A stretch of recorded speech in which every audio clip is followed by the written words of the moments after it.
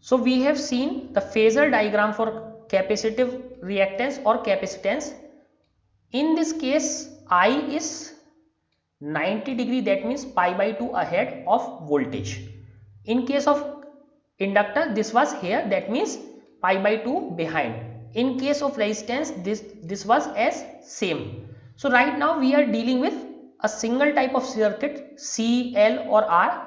That's why these angles are very simple, only 90 degree. But when we will deal with complex circuit, so there may be different angles as well. But we have understood how this phasor diagram works, because telling angle in these waves is very difficult. So we use phasor diagram.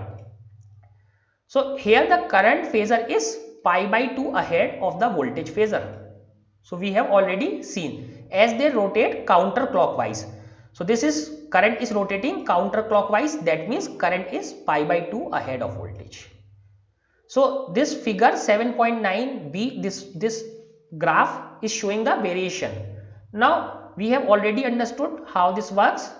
So here the current is ahead. So current starts at 1, goes down and again comes back. So voltage will follow. Voltage will start from 0. Okay. So in this way we will make the diagram. So current starts from 1, voltage starts from 0. So that means current is ahead, voltage comes at peak value after some time, that time is T by 4.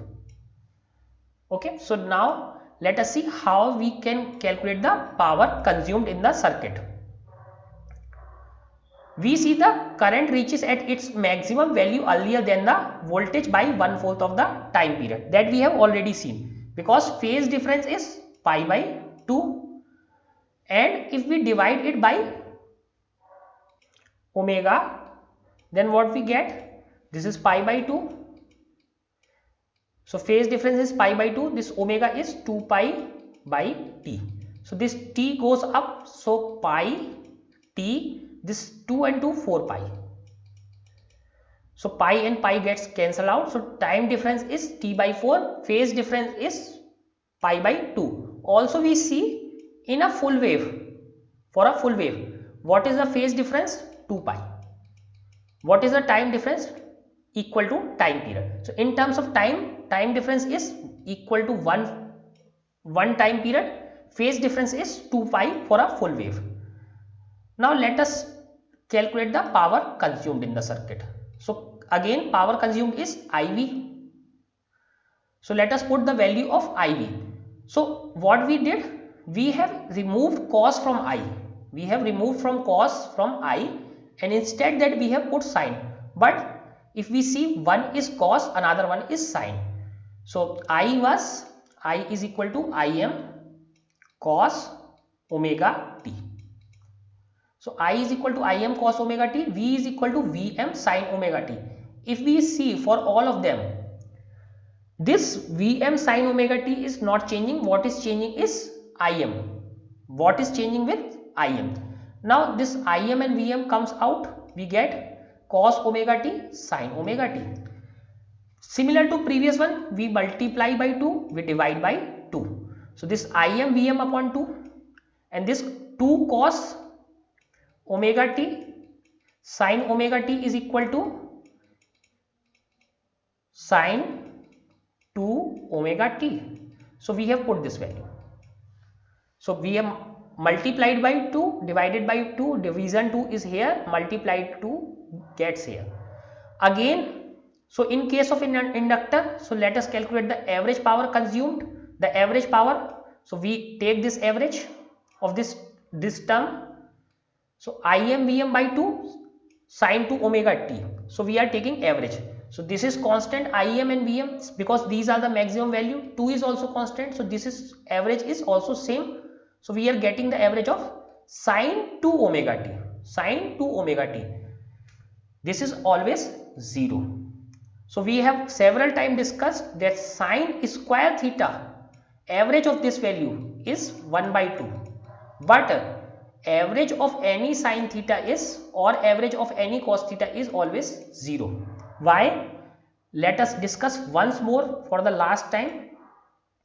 Because suppose we have this sin theta, If we double the frequency, what will happen? In the same time it will double the rotation, but again this is positive, negative, positive, negative. So average area or average is always 0, but when we square, this positive is up, negative square is also up, again up and again up. So for positive value, for square we don't get 0, but for direct value we get 0 because positive and negative gets cancelled out. So this average of sine 2 omega t is 0 over a complete cycle. So again we will see a figure that explain this in detail.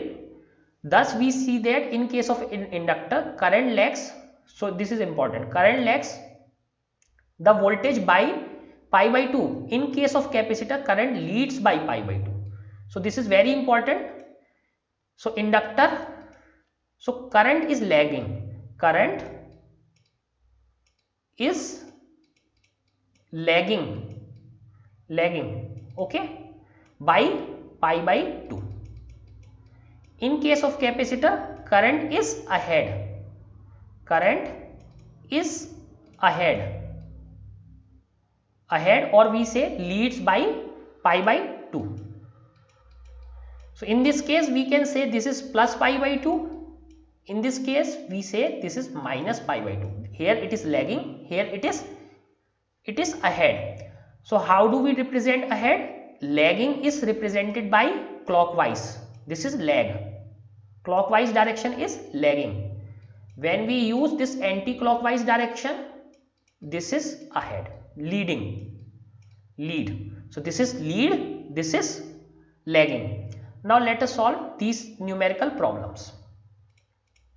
So we have this numerical problem 7.3. A lamp is connected with a series with a capacitor. So this lamp is connected in series with a capacitor. Predict your observation for DC and AC connection. So we have to tell what will happen when we put AC connection and DC connections. What happens in each case if capacitance of capacitor is reduced. Okay, so we have two cases. So lamp is connected in series with a capacitor. Suppose this lamp, so this is lamp, our bulb, and this is connected to a capacitor. Here we have connected this to a power supply. This can be a DC power supply or an AC power supply. This can be two type of power supply. So can be DC power supply first case or another case AC power supply. So let us solve this.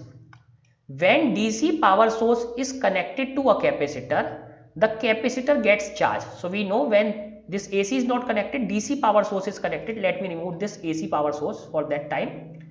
So DC power source is connected. So what will happen? This will get charged, and after charging no current flow in the circuit and lamp will not glow. So what will happen? So this side is positive, this side is negative. From this side, definitely this side will become negative. Again, a lamp is not an inductor. This is not an inductor, though I have shown it like a coil, but this is not an inductor. This is a bulb. This is a bulb. So bulb is a resistive element, not a inductive element. So current will slowly current will reduce and ultimately current will stop in this circuit. So no current flows in the circuit and lamp will not glow. So as the capacitor is charging, the light of bulb goes dim. Slowly it will start dimming and ultimately bulb will not glow. There will be no change even if capacitance is reduced. So in this case, even if we reduce the capacitance, see, ultimately capacitor will get charged and bulb will not glow. Now let us see what happens in case of AC. So with DC, bulb will not glow because capacitor gets charged and current will not be flowing in the circuit even if capacitance is changed. Now with AC source. So now we have removed this DC source. Let me remove. So now we are connecting it to an AC power source. So let me remove these charges. So what will happen in case of AC? The capacitor offers capacitive reactance. So here capacitor will charge and discharge, but it also offers a capacitive reactance. Xc is equal to 1 by omega c. This will be there. And the current flows in circuit. Current will keep on flowing. It will reduce and increase, but it will flow. Consequently, the lamp will shine. Reducing C will increase the reactance. So current will keep on flowing because current is changing its direction 50 times every second. And if this bulb is glowing and reducing 50 times a second, you will not see the difference. So bulb will keep on glowing. Now what will happen if we reduce this C? If we reduce this C, this capacitive reactance will increase. So this reactance will increase. So this is reduced, this will increase. So what will happen? The lamp will shine less brightly than before because total resistance of the circuit, it is R, this is Xc. So now total resistance will increase. So total resistance will increase, reduces the current in the circuit. So this R plus Xc is total resistance of the circuit. Since C is reduced, total resistance of the circuit will decrease. That means current is decreased. In that case, bulb will shine, but will less slowly because shine is proportional to heat, that is equal to I square RT. Okay, so bulb will shine but with less brightly.